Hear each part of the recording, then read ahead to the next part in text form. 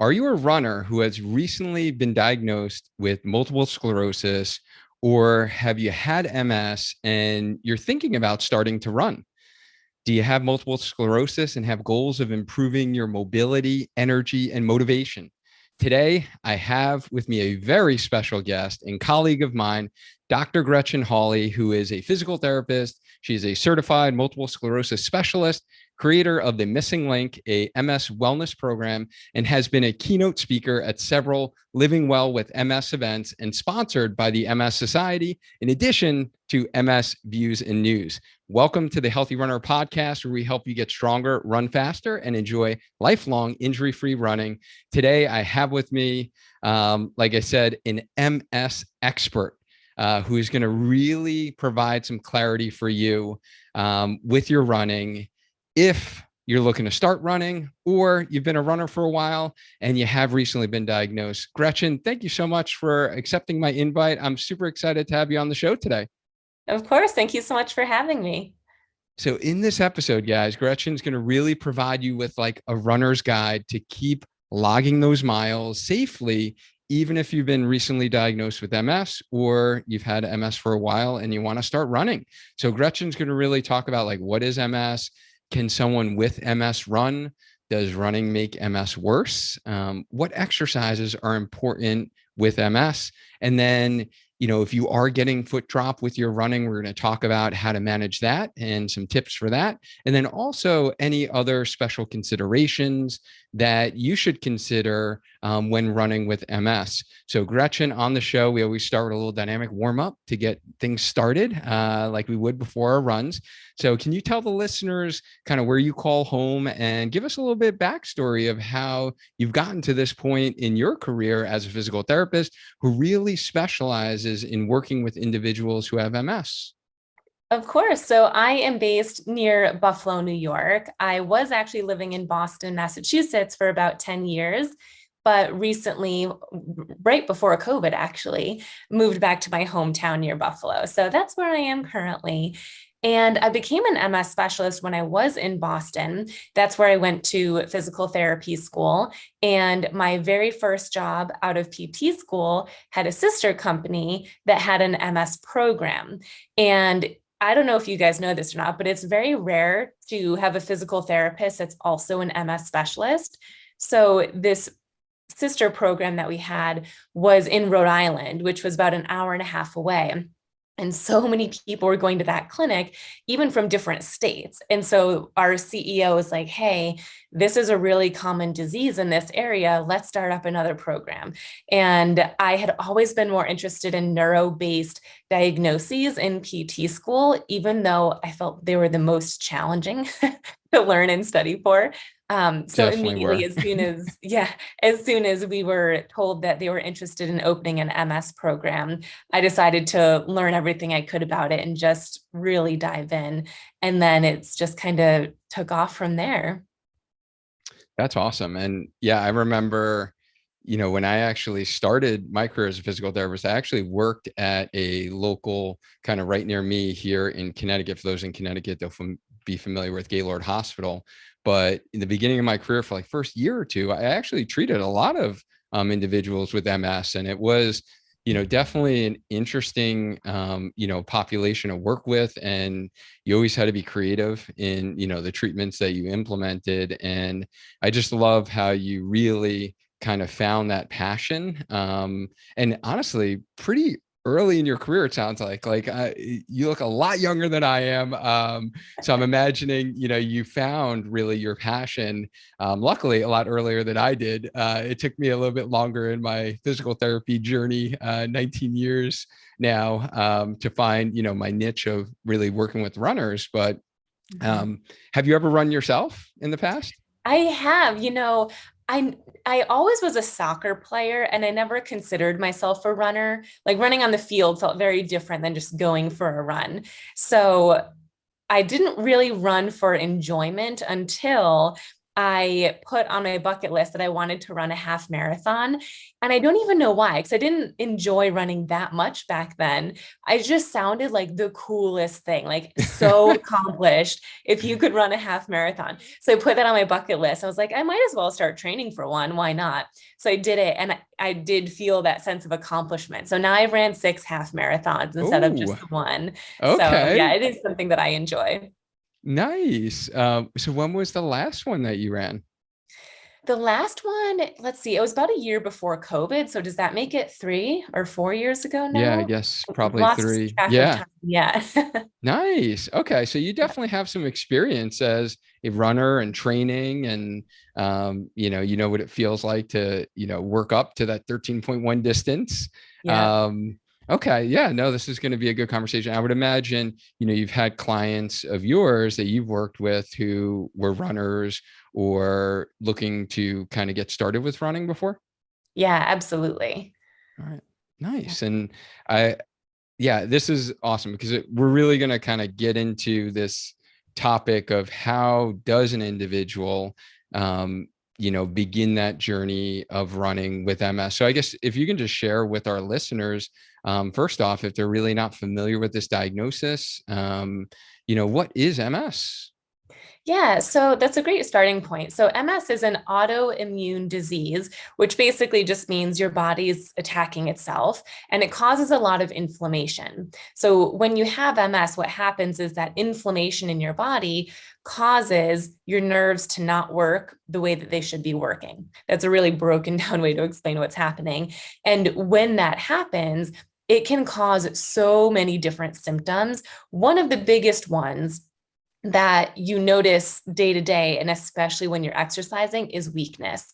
You may have been walking fine, and then you're diagnosed with MS, and you start to notice certain muscles and movements feel and look different, like walking, stair climbing. So, weakness is a big one, but it could also be sensory changes like numbness, tingling, pins and needles. It could be vision changes, poor balance.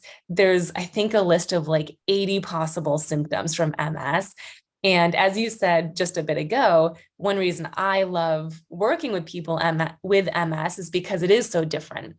So every day is different. You might notice a decent amount of weakness today, but tomorrow you're not as weak. And the next day might be even better. So you never know what you're going to get, but it all stems from those neural pathways not working the way they should from inflammation. Okay. And that inflammation could be, now this is taking me back a while to my neuro training way back when, could be of the brain and the spinal cord, or is it just the brain? It could be brain and or spinal cord. So Okay. for some people, there's inflammation just in the brain, for others, just the spinal cord, and for others, it's a mix of both. Okay. And then I do remember, and I wonder if this has changed as well. I remember there being like two main forms or classifications of like a progressive form versus like relapsing remitting. Do they even call it that anymore?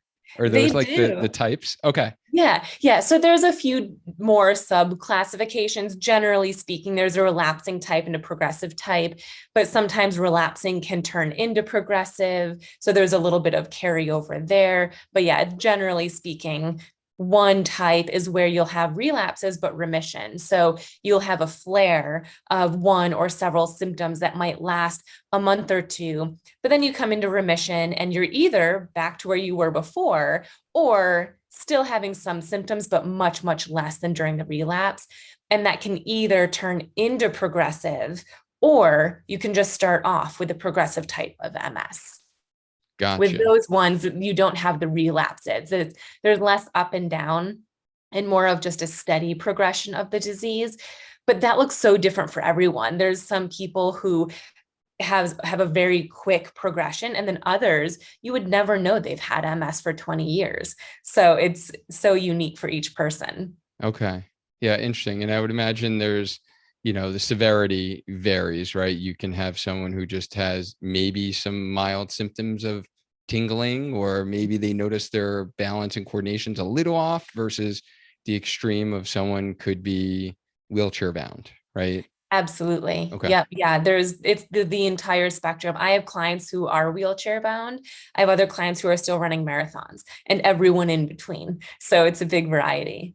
Okay. All right. No, I think that definitely kind of sets the table here and just describes for those that didn't know much about MS, or even those that have friends, right? Or family members who are, have this diagnosis. I think that kind of helps understand a little bit. And what age does MS usually start? Because we're not like born with MS, right?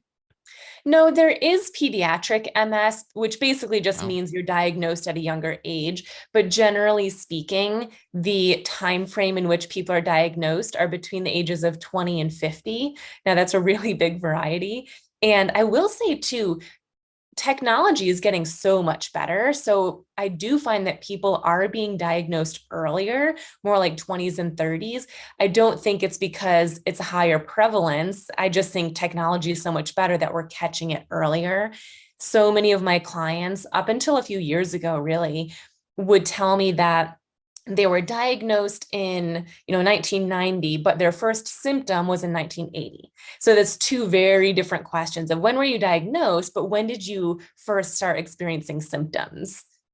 Right. And yeah, no, I think this is really the main reason why I wanted to bring you on here today, is because I do remember seeing clients, at the beginning of my career who were in their 30s or 40s, and Mhm. they were high functioning marathoners, right? Or running half marathons. And then they had this like sudden change to their life, right? Whether it was, they had a relapse, or they, been having these symptoms build for a while, and now they finally gotten the answers, right? That they were looking for. So that was kind of really my goal of bringing you on today, is to help educate our audience, and those that are still active, those that are still running, and they get this diagnosis, how can we manage it with like special considerations. It's not necessarily a you can never be active again diagnosis, from at least following all of your great work on Instagram, I've learned. So do we know exactly why people do get MS yet, or not really? Not really. There's thoughts in research that it could be due to low vitamin D levels. So, for those people living further from the equator, if you have lived near industrial toxins, there's actually a recent study just January of this past year that showed a high prevalence that one of the number one risk factors is the Epstein-Barr virus, which is mono, the kissing disease. But even that's a little tricky because so many people get the Epstein-Barr virus or EBV and never develop MS. But what they found in this study was that everyone, 100% of the people who had MS did have Epstein-Barr. So that is now thought to be one of the considerations as well. Interesting, very Mhm. interesting.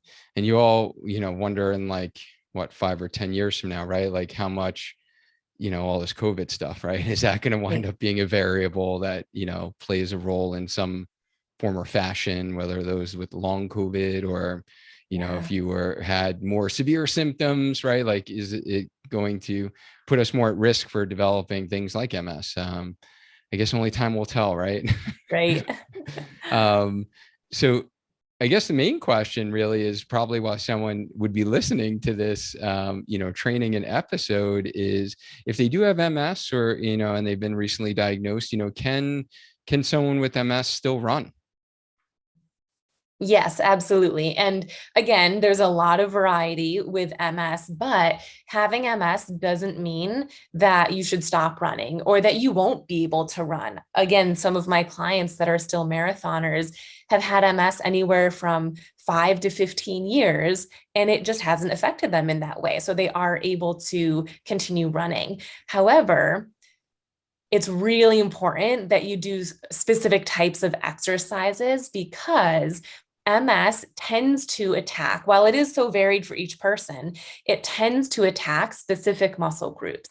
And so, what I do with all of my clients, regardless of what type of MS or how long they've been diagnosed, is give them exercises for those specific muscle groups. Because if you lack on that and you only do big exercises like running, as you know, works so many different muscles. Like if you only run and you don't train individual muscle groups, you could get weakness in your hip flexors and not even realize it until it's actually impacting your running. So it's really important to run, of course, but also break down those exercises so you're strengthening the areas that MS tends to attack first. Wow, I love it, because anyone who's been listening to this podcast for a while, they know how passionate I am about strengthening in order to run, and like doing run specific strengthening exercises for runners. But what you're talking about is there are specific muscle groups that folks with MS need to really focus on, right? So kind of learning, what those muscles are, and making sure that they're not only running, but not only are they strength training in order to run, but they're strength training in order to manage their MS, right? And they're kind of learning what muscles. I love it. Yes. And the cool thing is that with some of the exercises, if they feel easy, like if you do have good strength there, that's great. The goal for you would be to maintain your strength. We want you to keep that. And so if your MS does progress or if you have a relapse, hopefully you wouldn't even really know because you're starting off at such a stronger point. So when you're doing these specific exercises, they might feel easy or they might feel a little challenging, like you didn't realize that you may have had some weakness there, but you never really know until you separate it out. Right. And I know, and that's very common, in our runners. That I just had one of my clients yesterday. He was doing, a simple isolation exercise for like the side hip muscles, the glute medius. And, he's like, yeah, I'm still doing, he's like 2 months into, he's kind of progressing to like, we're rebuilding, right? We're strengthening, but he's like, hey, I'm still doing that first exercise you gave me because I still feel a burn with it. Right. And it's just like an isolation, exercise for the glute med. And it's just amazing that's, with muscle imbalances that are present, how certain things are easy, but then other things, you can kind of find those like points of weakness. And is that what you really try to do when you're working with someone with MS? Absolutely. And I always feel a little mean because I'll give them an exercise. And if I see that they're struggling, I get a huge smile on my face. So I'm like, Right. yes, we found it. Like, this is one of the areas that you have weakness, even though you didn't realize it before. So, yeah, my goal is to find those areas that are weakest and that they maybe do have some difficulty with, and then heavily focus on those. And the three biggest muscle groups that tend to be affected by MS are the hip flexors, the knee flexors, and the ankle dorsiflexors. So basically, bending your hip, bending your knee, and bending your ankle. And when you're running, those are like three of the main movements. If you can't bend your knee or bend your hip or your ankle, you're going to notice that in your walking. So there's different exercises and different ways to get those working in a functional way. Because another thing with MS is as we know as physical therapists, there's so many hip flexor exercises. I mean, I used to love the straight leg raise, the lying down ones. But when you have MS, there's not that same carryover. So you could have, let's say, a 5 out of 5 strength with the straight leg raise, but you go to stand up and your hip flexors are shot. You don't, that carryover isn't there. So it's really important that not only are you strengthening those muscle groups, but you're doing it in a functional way so that it does carry over into your running. Right. So that makes sense to kind of use the muscle as it's being used for running and Right. walking, right? So they're strengthening it with more what we call like specificity of training. And people may have been, familiar with that term. And, like earlier you were talking about being like early on a soccer player, right? Like Gretchen and I would, train a soccer player very differently than a marathoner. Right. Mhm. Marathon running, you're pretty much running one direction, right? As opposed to soccer players who are doing a lot of like, cutting and running back and forth, side to side motions, backward running, right? You're doing a lot of different movements. So what you're saying is, with folks with MS, it's really important to kind of strengthen the muscles in more like a functional position. So I guess, what does that look like if someone, wasn't familiar with like I feel like the term too has been probably overutilized in the last decade or two of like functional exercise or functional training. Mhm. If how would you describe that as opposed to like having someone lie down and do a straight leg raise where they're kicking their leg up or they're lifting their knee up? Like, what does functional training look like in your program?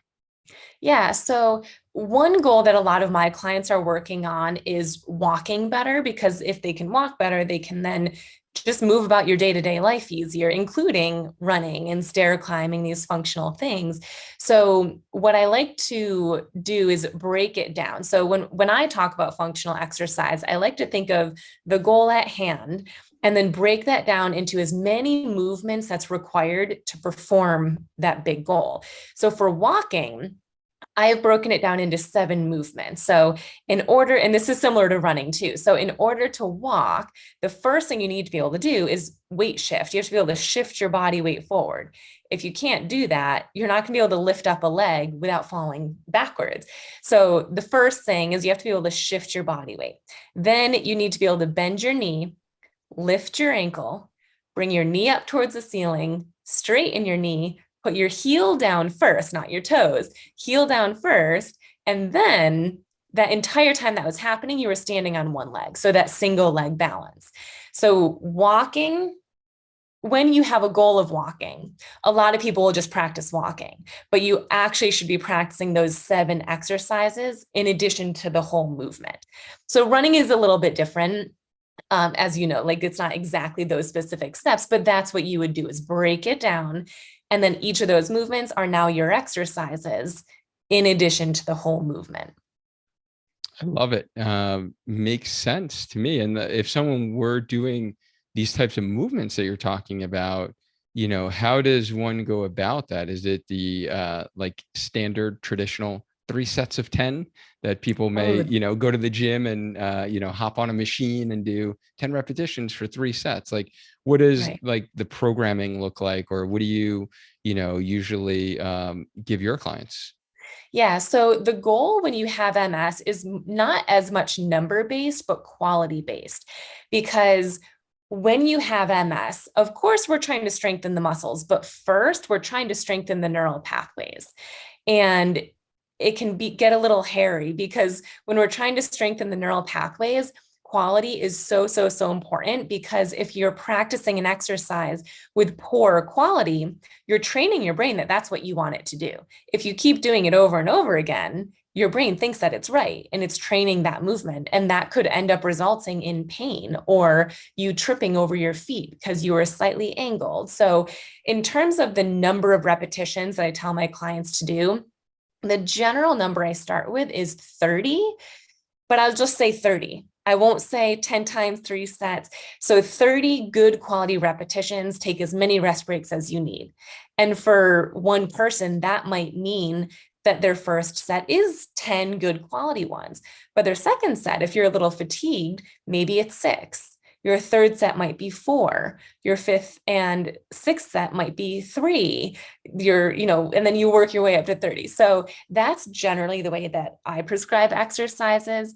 And going back to when they're functional, the functional position for running is standing, because that's the position that you're in when you're running. So doing bending your knee, lifting your knee for marching, balancing on one leg, that's going to be important to do in a standing position. But if you can't do a lot of repetitions with good quality, it's okay to sit down and do them at first, or find a different position that you can do them in, but then work your way up towards the standing position. I love it. There's so much carryover between your philosophy of, treating someone with MS and helping them get stronger to what we do with runners. And really, one of the principles and like my 5 tips to kind of run, healthy and strong is training on one leg, because we're always on run one leg when we walk. I mean, when we run, not when we walk, when we run. And doing a lot of specific exercises that require like the movements that you just mentioned, like a march. Like some of my classic ones are like a reverse lunge into a march position, doing walking marches with overhead press. Like there are Mhm. these different exercises that are in, our Healthy Runner Strength program that are very similar to like what you're working on with your clients with who have MS. So it's kind of cool to see that carryover, and that, the theoretical model is very similar. So I what I really love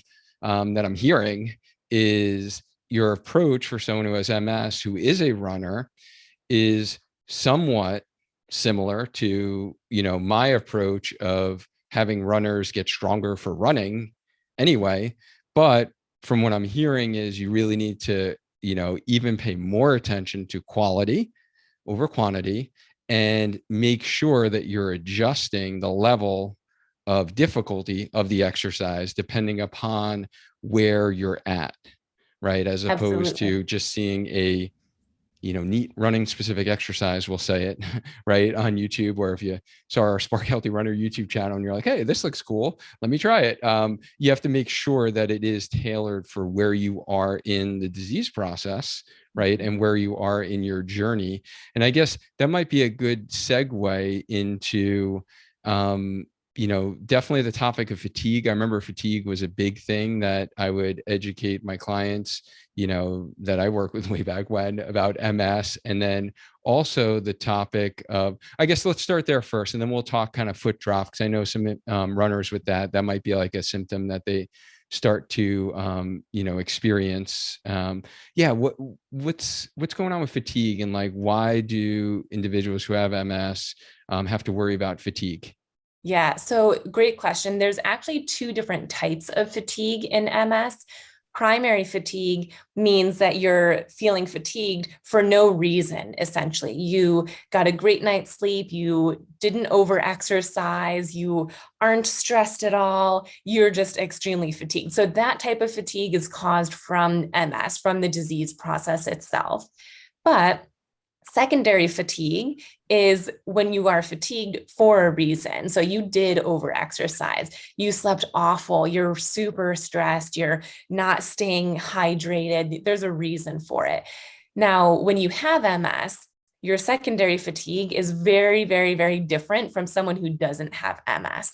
Someone who doesn't have MS, we all know what that feels like when you're feeling fatigued. But when you have MS, it can feel like your legs each weigh 50 pounds more, that they're just, you cannot lift them up. It can make it challenging to open your eyes. Like that's the level of fatigue that you might feel. So it's important to help manage fatigue. And as contradictory as this may sound, there's tons of research showing that exercise actually can reduce both primary and secondary fatigue. And I like to shout that out because usually when you're feeling fatigued, the last thing you want to do is exercise, Right. but it actually can help improve your fatigue. Right. And I think that is even a comment, in folks who don't have MS, right? We hear that all the time in our running community. It's like, oh, if you're just feeling tired, listen to your body and just, don't run and take extra days off. And sometimes that may be appropriate if, you are on, I'm not a big fan of run streaks, but if you are a run streaker and you literally run every single day, yes, I believe you do need rest and recovery. But there are times when we are feeling that fatigue and actually getting out the door. And even if it isn't, a super easy run, or getting in your, strength training exercises for running, can actually make you feel less fatigued. But so the same thing actually occurs with MS as well. And that's what the literature has shown. Yeah, and I think it's important to identify which exercises you might be able to do even when you're feeling fatigued. So when you have MS, if you're having a high fatigue day, whether it's primary or secondary, I'm not saying, okay, go run 5 miles, even though you're fatigued, because exercise can help. But what I am saying is find some of the functional exercises for strengthening specific muscle groups and do some of those in a seated position that day. Or maybe just focus on those slower, because training for speed is different than training for strength. So maybe do them slower, only do 15 repetitions. There's certain ways where you can modify it. And I think that's so important to mention because I grew up, and I think most of us grow up just, I don't know, all or nothing, 10 times 3 sets is what you do. And if you don't do that, well, don't bother. More weight, better gain. And so I think it's important to understand there's different forms of exercise that are just as worthy than what you do on your best days. And those are the ones that you could do on the days that you're feeling fatigued. Yeah, and it makes sense in my mind, as far as what you mentioned before about the goal and the rationale for the exercises is training more of those neural pathways anyway, Mhm. right? So your Yeah. goal isn't to necessarily like fatigue the muscle itself. The Mhm. goal is to like improve movement patterns, right? And to get your body to work a little bit more like efficiently, right? And coordinate Mhm. those movements. And um, yeah, I think that's probably a great point that many people would not think about. And they would be like, oh, I'm tired and fatigued. I got to listen to my body. I'm not going to do anything. But actually, doing some of these exercises and movements that you're talking about can actually help, with some of that fatigue and maybe even give you more energy that you can, be able to get your run in and kind of, I guess, moving to that running point, I know one of the common, signs or symptoms that someone might be experiencing is they're noticing maybe when they're out there running that one side is, slapping the ground harder, or, they feel like loud on one side, or they have what we call like this foot drop, or maybe they notice they're needing to like lift their knee and their hip a little bit more on one side versus the other. Can you just talk about that a little bit in runners, and like when they, what that would look like what would they notice during their runs? And then can you just share on some of the strategies that you often will help runners with? Yeah, so foot drop is, in my experience, one of the most common symptoms. I would say 95% of the clients that I work with have some level of foot drop. And I actually like to differentiate foot drop versus foot slap. When you hear yourself running or walking, or foot scuff is a little bit different too. Generally speaking, it's due to weakness in certain muscles and tightness in other muscles. So there are exercises that you can do. But what you might notice when you're running, especially at first, if you're newly diagnosed or this is just starting to become an issue for you, is you'll likely notice you can run a certain distance just fine. But when you get a certain distance or a certain time frame, you start to notice, as you just mentioned, you hear your feet as you're just, as maybe it's one foot or maybe it's both, but you hear your toes slapping, or you feel your whole foot just putting more weight through the ground, like it's almost like it's a careless leg. So you might notice that after a certain amount of time.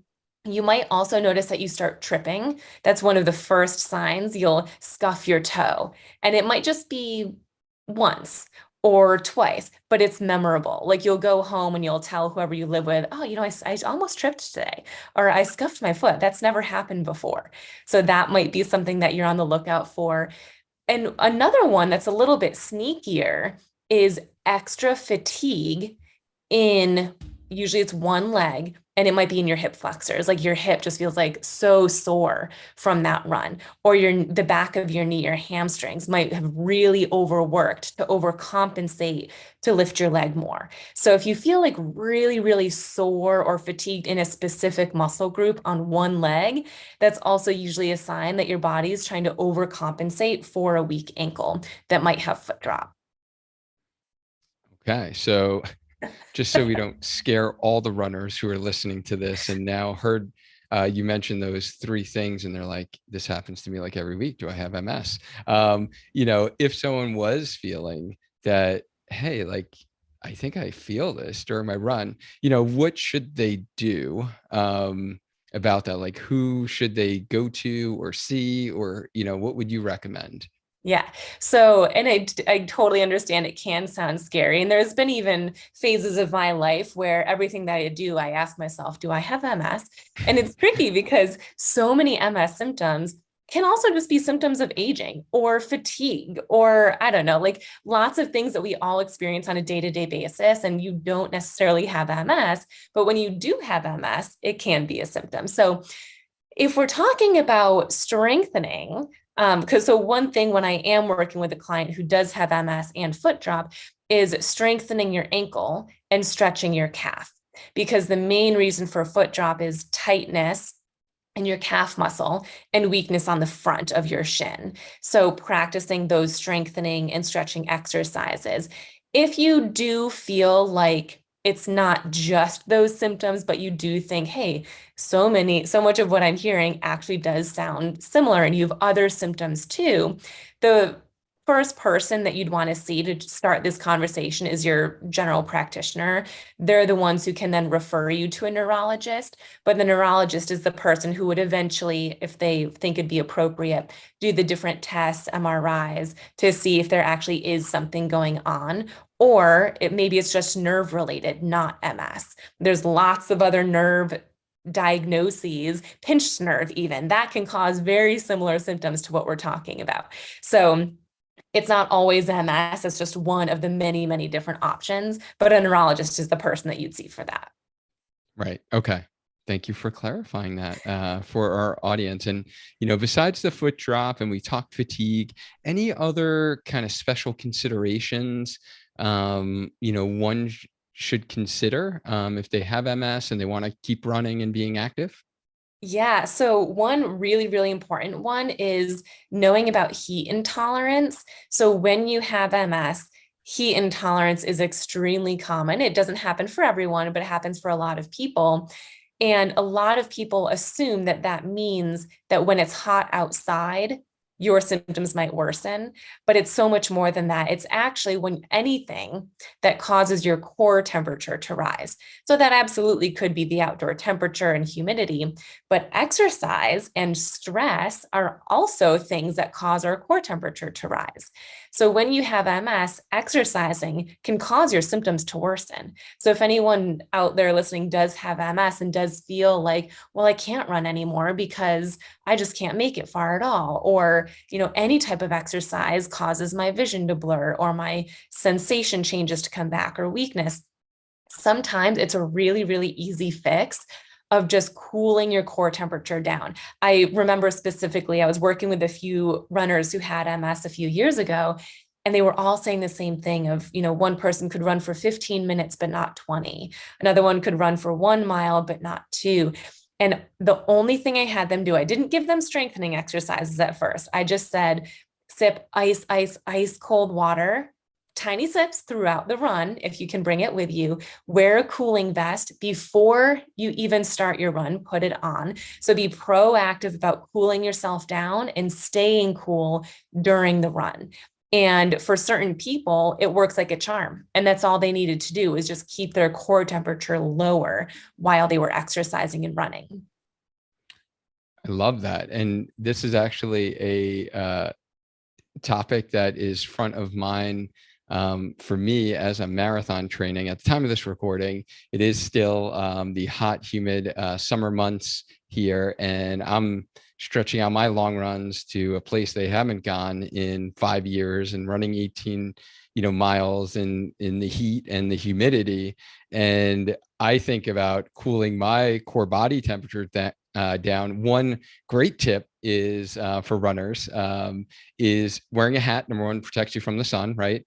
But also what I do is I put ice literally in my hat and throw it on my head, and I run with the ice on my head. And that's been like a gem. It just totally cools me down and prevents that like overheating feeling. So I would imagine that if someone with MS, that might be a nice way to really like cool that core body temperature down quickly. Absolutely. I've never heard that before. I love that tip. There's so many cooling products out there. They have shirts even and shorts that are wicking, and so it'll help keep you cooler. There's vests, there's hats, there's neck wraps, there's even bras for women that can keep you cooler. So I haven't Interesting. done the ice on the head, but I love that. I will start sharing that with people. Yeah. And then the other one is for those of your clients who, are doing long runs and maybe they have the hydration vests. Mhm. A lot of times I'll put my water bottles in the freezer. So they're super cold. So when I put my vest on, it's almost like a cooling vest. Yeah. So for the first mile or two, it's cooling me down. But other things that I have had I have heard from other, runners, and people I've learned from before is kind of, I guess, that cools down the most rapidly is like top of the head, back of the neck, the armpits. So if you can even put ice in, the armpit area and even the wrists, for some reason, if you put ice on your wrists, that apparently cools your core body temperature down. I Yeah, don't know. I don't know why this is such a vivid memory for me, but I remember being like 10 years old and my parents were having a party, maybe even like a birthday party. And I remember being so hot from just running around with my cousins. And I came inside and I was like complaining about how hot and uncomfortable I was. And my uncle was like, "Oh, cool your wrists down." And so I got an ice cube and I put it on my wrist. And ever since then, I'm like, that's all I need to do, just cool my wrist down. Yeah, I know. It was like when I heard it, I've been trying. I'm like, oh, this is interesting. I would have never Yeah. thought about that, right?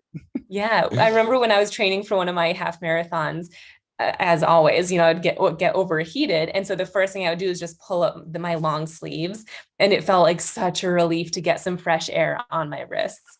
Yep. Yep. Besides heat intolerance, any other special considerations?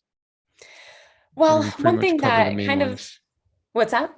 Sorry, I was just saying, or did we pretty much cover the main ones? Yeah, I think we covered the main ones. Main theme here being, though, listen to your body. Because if you're not listening to your body, you won't find some of these easy fixes or some of these exercises that are simple to do. You just need to add them into your routine. And so that, heat intolerance, if you're not paying attention, you might just assume it's a bad MS day for you, when really it's not. You're stressed or your exercise is causing your symptoms to worsen. Same thing with foot drop. There also are ankle, I don't want to call them braces. It's kind of like an ankle brace. One of my favorites is called the Dictus band. It can help with your ankle strength while walking and running. So if you're not aware of what's going on, it's harder to find solutions. So just listening to your body and making sure you take appropriate action. I love it. Listen to your body, guys. So now we're coming down the final stretch. This is the last question we ask all our guests. If you can change one thing about the misconception of like living with MS, what would that be? I think one misconception is that, well, two. One is that you can always see the symptoms, and you can't. Oftentimes, there are a lot of invisible symptoms with MS, and it's harder to talk about those because other people can't see it. So they assume you're not fatigued because you look fine. And so I think understanding all the different invisible symptoms and then again taking action on those just as much as you would the physical symptoms. But also, a huge misconception is that if you have MS, you're going to need a wheelchair someday, or you're going to need a walker someday, which is not true at all. And so many people are worried about using a rollator, a walker early on because they assume that that's going to mean that they'll need a wheelchair down the road. But I love using rollators or walkers for my clients, even ones who are still runners, because by using them while you're exercising, it allows you to have that perfect quality form that we're looking for. And so everyone's path with MS is different. If you have MS, it does not mean that you're going to need a mobility aid at some point, or even if you do, you might need a cane one day, walker a different day. It's not every day is going to be the same. And so there's so much that you can do to keep your strength, maintain, and then if you do have a relapse, even recover quicker. I love your positive outlook and mindset in really finding the ways to optimize someone's function who has MS and taking away the stigma of I have this diagnosis and that's the end, right? Or this is the end of my running journey, and I just find so many like parallels on how work with folks with MS and then someone who has like chronic plantar fasciitis or IT band syndrome. And they go to the ortho and they're just like, well, just stop running. You can't be a runner. Mhm. Like, and I'm not okay with that answer. Right. And I could Yeah. see that you're not okay with the answer of, you have MS. Let's just, find the best ways to make you comfortable, or how can we just provide you with aids that are going to make things easier for you. I love, I'm sensing from our conversation is that you have that similar mindset to like, hey, what is this person's goals? Like, what do they want their life to look like? Or what were they doing? And how do we get them to be able to do that? Yeah, and I'm glad you brought that up because there are still lots of neurologists. I've been an MS specialist for 7 years now. And back 7 years ago, when I was newly into this field, there were still so many neurologists that didn't realize how helpful exercise was. They were not giving their clients scripts to go to physical therapy. They thought it would make them too fatigued because that used to be the thought. And depending on who your healthcare team is and what age they are, and if they stay up on research or not, you may have been told recently, stop running, or, oh, exercise is going to make you more fatigued, don't do it. So I hope this conversation can make you realize that there are lots of things that you can do. MS is not a death sentence. You can keep up the things that you're doing. Absolutely. Why should you stop? There's no reason to. So if you've ever been told something that felt discouraging to you, question it, do your research, and hopefully you can feel a little bit different. Yes. Amen. Amen to that. And if someone, either has MS or knows someone who has MS, you know, obviously from this talk, they can see, how passionate you are, how much expertise you have in like maximizing someone's function. Where can those folks learn more about, how you empower individuals with MS and be their strongest self? Where can they connect with you on all the goodness that you're providing for the MS community?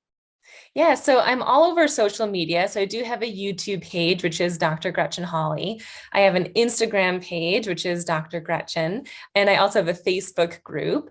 But where all of my stuff lives, my online program is called the MSing LINK, spelled MSing. And that's for people who not only need the exercises, like they want to know what these functional MS specific exercises are, but they also need help implementing. They need to know what to do each day, why they're doing it in the first place. And they really need that guidance and support and accountability. Then the MSing LINK would be for them. And that's on my website, which is MSingLink.com.